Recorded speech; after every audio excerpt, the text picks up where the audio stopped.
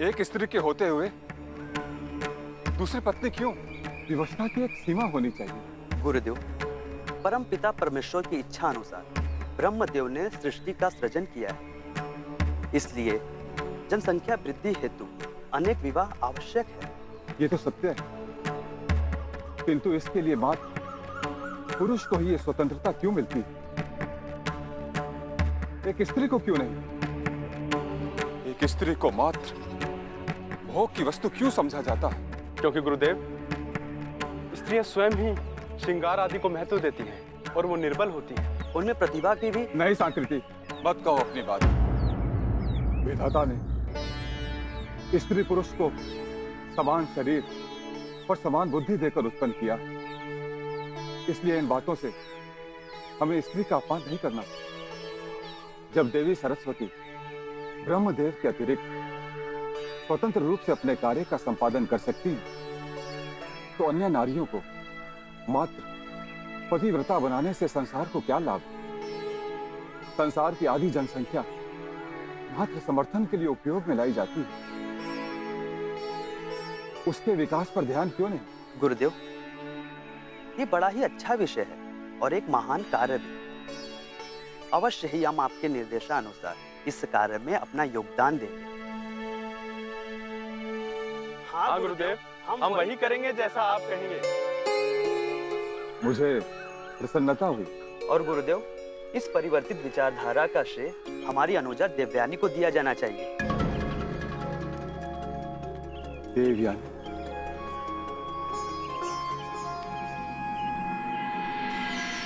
कर्मेव कारण छात्र सुगंधित दुर्गंधित प्रति कर्मेव प्राक्तनमपि क्षणम की को अस्ति चाक्रिय। मेरे पिताश्री द्वारा रचित ये श्लोक है। इसका अर्थ है, इस संसार में जन्म का कर्म ही प्रारब्ध होता है। कोई भी जीव बिना कोई कार्य किए क्षण भर भी नहीं रह सकता। अर्थात मुझे और काया को भी कर्म करना चाहिए ना देव? जब गुरु ज्ञान की बातें सिखा रहा होता है तो उसे बीच में नहीं टोकते। क्षमा चाहती हूँ गुरुदेव। ठीक है, क्षमा कर दिया। अब आगे सुनो। ना जात्या ब्राह्मण अष्टात्र क्षत्रियो वैश्य एव न शूद्रो न च वै मलेच्छो भेदिता गुण कर्म अभिय। अर्थात मेरे पूज्य पिताश्री का कहना है, इस संसार में कोई जन्म से ब्राह्मण क्षत्रिय अथवा शूद्र नहीं होता, अपितु गुण तथा कर्म के भेद से ही होता है। ब्राह्मण तो हम हैं और क्षत्रिय शर्मिष्ठा है। ये वैश्य शूद्र और मलीच कौन होते हैं? सुना नहीं?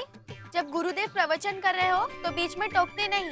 तो शांत रह गुंडिका और काया को प्रश्न पूछने दो। अब सुनो काया, जो लोग क्रय विक्रय करते हैं उन्हें वैश्य कहते हैं। अच्छा, वो जो फल बेचती है वही वैश्य है?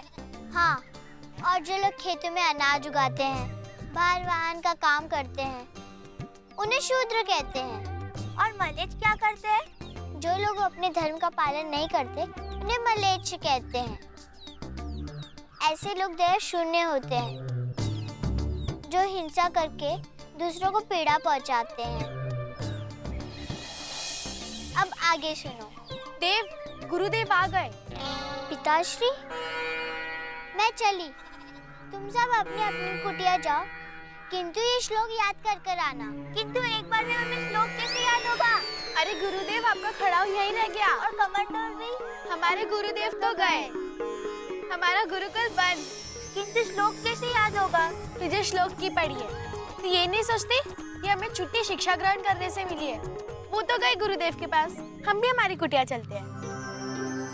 पिताश्री, पिताश्री, पिताश्री। ये तो कोई बड़े महर्षि आ रहे हैं। हाँ गुरुदेव, मुझे तो लगता है कोई मानस पुत्र है ये।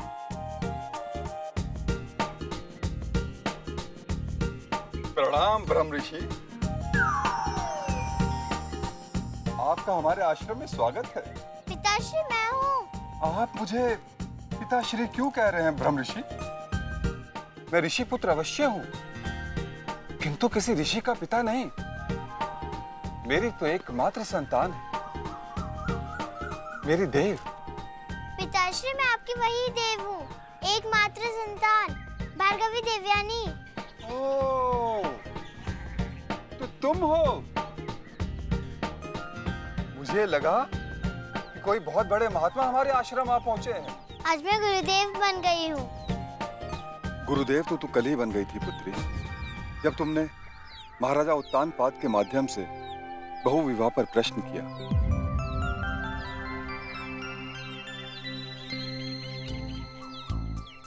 पिताश्री, आप कहाँ खो गए? कहीं नहीं पुत्री, मैं तो मात्र तुझमें ही खोया हूँ पुत्री। हर पल मैं तुम्हारे विषय में ही सोचता रहता हूँ। वो बाद में सोचना, पहले ये बताओ मैं गुरु के रूप में कैसी लग रही हूँ? बहुत अच्छी। मैंने आपसे नहीं पूछा अग्रज।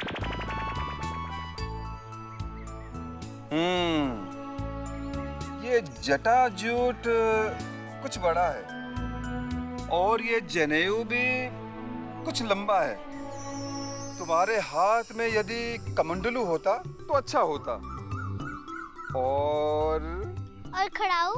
हाँ, वो खड़ाऊ, वो कमंडलू इत्यादि मैं आसन के पास छोड़ आई हूँ पिताश्री। मेरा जनेऊ संस्कार करके मुझे एक छोटा सा जनेऊ पहनाओ ना। किंतु जनेऊ संस्कार? आप चुप रहो अग्रज। और हाँ, मुझे दाढ़ी मूंछ कब आएगी? तुम्हारी क्रोध के आगे बेचारी दाढ़ी मूंछों को डर लगता है, इसलिए नहीं आती। अच्छा पिताश्री, अग्रज सांकृति सत्य कह रहे हैं। हाँ पुत्री, ये सत्य है। क्रोध की संगत करने से कई मित्र रुष्ट हो जाते हैं, किंतु तुम्हारे क्रोध का तुम्हारी जटाजूट से क्या संबंध है? ये तुम सांकृति से ही पूछो। मुझे भूख लगी है, मैं कुटिया में जा रहा हूँ। वो क्या है, मैं आपको कभी गंभीरता से नहीं लेती, किंतु पिताश्री के कहने पर मुझे लगा कि आप समझदार हो गए हैं। हाँ, मैं अभी समझदार हुआ हूँ, थोड़ी देर पहले। किंतु हम जटाजूट की बात कर रहे थे, अर्थात मेरे जटाजूट की बात। वो क्या है देव? साध्वी की जटाजूट देखिए? नहीं, उनकी तो नहीं है। और तुम्हारी नानी श्री, उनकी थी? उनकी भी नहीं थी। अच्छा ये बताओ, कभी किसी नारी की तुमने जटाजूट देखी है? तो क्या मेरी जटाजूट भी नहीं होगी? अरे ना ना ना देव, मैंने ऐसा कब कहा? भले ही समस्त संसार में किसी नारी को जटाजूट ना हो, किंतु हमारे देव को जटाजूट अवश्य होगी।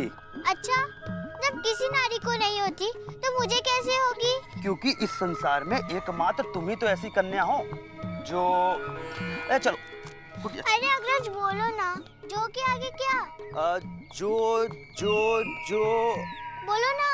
जो के आगे भी तो बोलो ना। जो के आगे भी तो बोलो ना। जो महामूर्ख है। अग्रज, मैं आपको नहीं छोड़ूंगी। गुरुदेव मुझे बचाओ, अपनी मृत संजीवनी विद्या से मेरी रक्षा करो। आपको आज उनकी मृत संजीवनी विद्या भी नहीं बचा पाएगी। गुरुदेव मेरी रक्षा करो, आज देव दया शून्य हो गई है, आज वह मलेच्छ बन गई है। जो लोग अपने धर्म का पालन नहीं करते उन्हें मलेच्छ कहते हैं। अरे क्या हो गया? हमारी देव तो शांत हो गई। देखा, मृत संजीवनी विद्या के नाम में ही इतनी शक्ति है। मृत संजीवनी विद्या के कारण नहीं, मेरे पिताश्री के श्लोक के कारण। मेरा श्लोक? त्यक्त स्वधर्माचरणा पर पीड़िगा दंडाश्च हिंसका नित्यम पुत्री, तुम्हें मेरे कहे श्लोकों का इतना ध्यान रहता है? पिताश्री, मुझे आपकी हर बातें श्लोक के समान लगती है। तुम बहुत प्रतिभाशाली हो पुत्री। आओ, हम फलाहार ग्रहण करते हैं। किंतु गुरुदेव, उसके लिए हमें भीतर चलना होगा। भीतर क्यों? क्योंकि आज बाहर बहुत कीट उड़ रहे हैं। पिताश्री, वर्ण व्यवस्था मात्र मनुष्यों में होती है या कीट पतंगों जैसे अन्य जीवों में भी? हे भगवान, देव ने गुरुदेव को आज के लिए भी एक नया विषय दे दिया। चलो, पहले सभी उपहार ग्रहण करते हैं। जी गुरुदेव।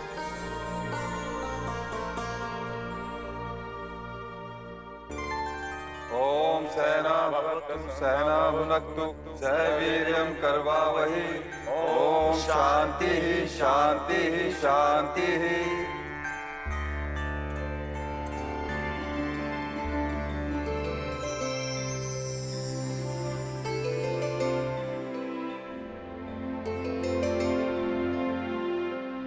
पुत्री, जी पिताश्री। मैं चाहता हूँ कि हमारे आश्रम में एक अलग तरह का गुरुकुल शुरू हो। अलग तरह का? हाँ, हमारे आश्रम के आसपास जितने भी निवासी हैं, चाहे वो वैश्य हों, चाहे वो शूद्र हों, अथवा अशिक्षित अन्य नर नारी, उनके लिए एक विशेष कक्षा का आयोजन हो, जिसमें हम उन्हें परंपरागत वैदिक शिक्षा के अतिरिक्त वर्तमान समाज के अधिक उपयुक्त कुछ व्यवहारिक शिक्षा दें। ये कैसी शिक्षा होगी? समानता की, विकास की और अधिकार की। अर्थात आप वर्ण व्यवस्था को मिटाना चाहते हैं पिताश्री? नहीं पुत्री, मैं तो इस वर्ण व्यवस्था को और अधिक सुदृढ़ करना चाहता हूँ। समानता और वर्ण व्यवस्था परस्पर विरोधी नहीं है गुरुदेव। नहीं अस्तक, हमारी वर्ण व्यवस्था श्रेष्ठ मनु ने कर्म के अनुसार बनाई थी।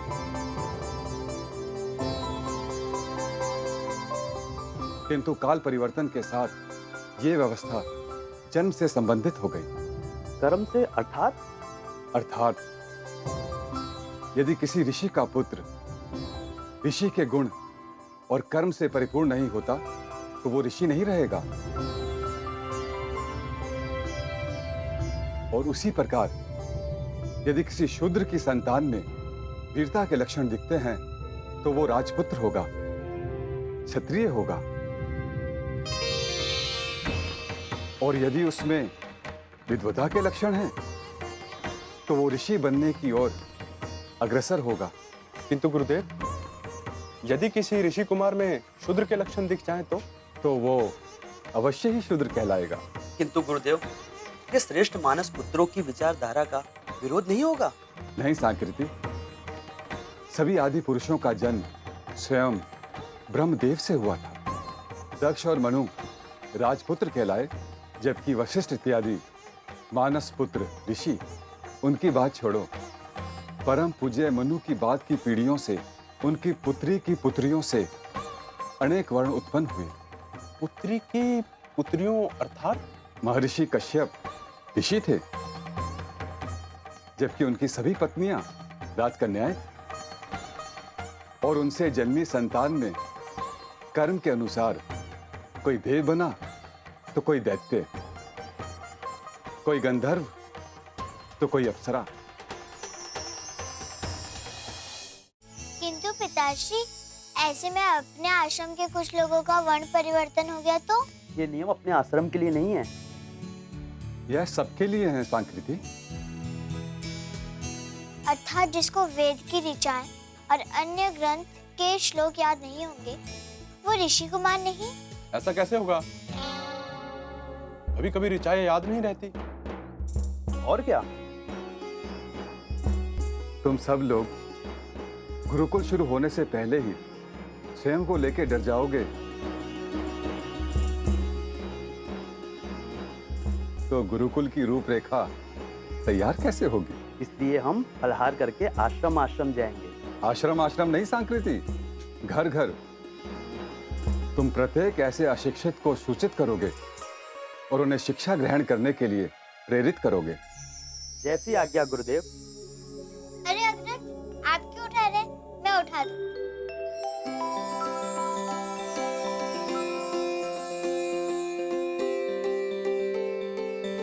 इस प्रयास से कदाचित एक अच्छे समाज का निर्माण संभव हो सके।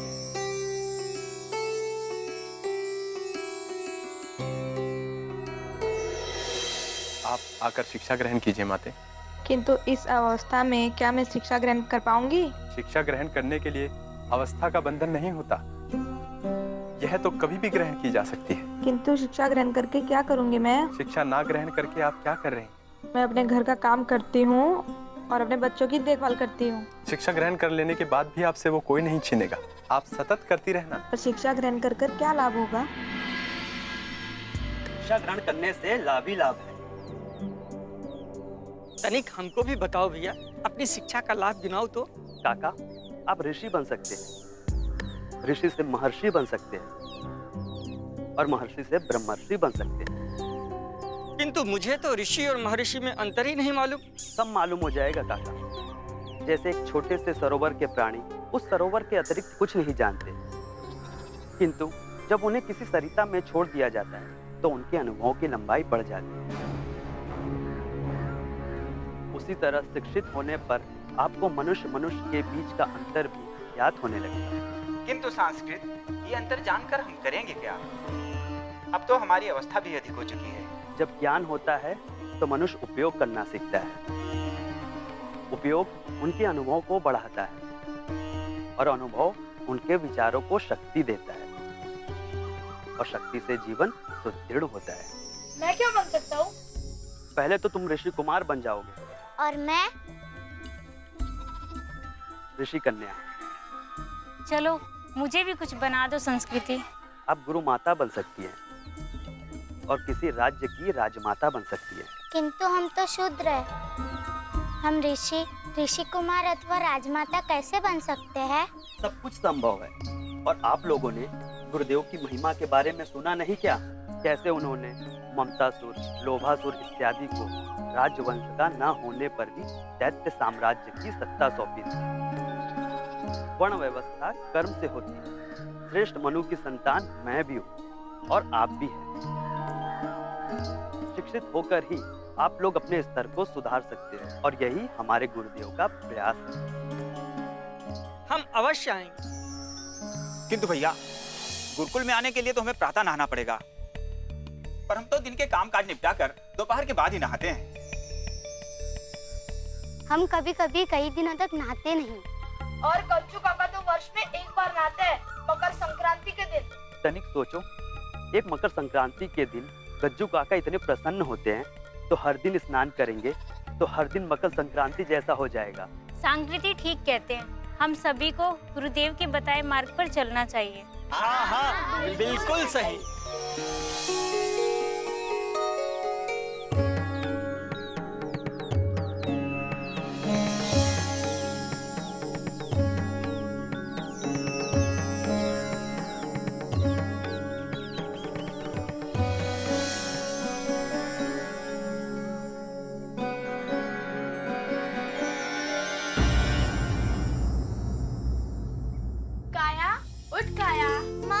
सोने दो, अभी नींद पूरी नहीं हुई है। अरे पगली, मैं तेरी माँ ने गुनिका हूँ और तू अब तक सो रही है। मैंने तो स्नान भी कर लिया। तू क्यों है मेरे कुटिया में इतनी सुबह? इसीलिए तो इतनी मोटी है। अवस्था से मेरे जितनी और मोटी होती जा रही है, किसी युवती की तरह। क्या युवती मोटी होती है? भूल हो गई मेरी माँ, मुझे क्या देना चाहिए था, किसी हाथी की तरह। क्या कहा तूने? आज तो नहीं छोड़ूंगी, बिल्कुल नहीं। रुक रुक। माफ कर दे। मान लिया मैंने कि तू मुझसे छोटी और दुबली पतली है। पता है गुरनिका, मैं सपना देख रही थी। सोए हुए लोग सपने ही देखते हैं। अरे सुन तो। अच्छा बोल। सपने में मैंने देखा कि ढेर सारे महुए का फूल नीचे गिरा हुआ है और तभी मैं उन्हें चुन रही हूँ। तभी ऊपर से मेरे ऊपर महुए का कोयना गिरता है। अच्छा। और तभी मैं महुए के वृक्ष से प्रार्थना कर रही हूँ कि मेरे ऊपर मत गिरो। अच्छा। फिर मैं गाने लगी, टीप से टपाक से कपर का है फोड़ा। फिर महुए का वृक्ष भी गाने लगा। अच्छा, महुए का वृक्ष भी गाने लगा? हाँ, वो झूम झूम के गा रहा था, हेंगे से बोंगे से रात काहे डोला। अरे वाह, एक बार फिर से सुना। टीप से टापक से कापर कहो फोड़ा, टेंगे से बोंगे से रात कहो डोला।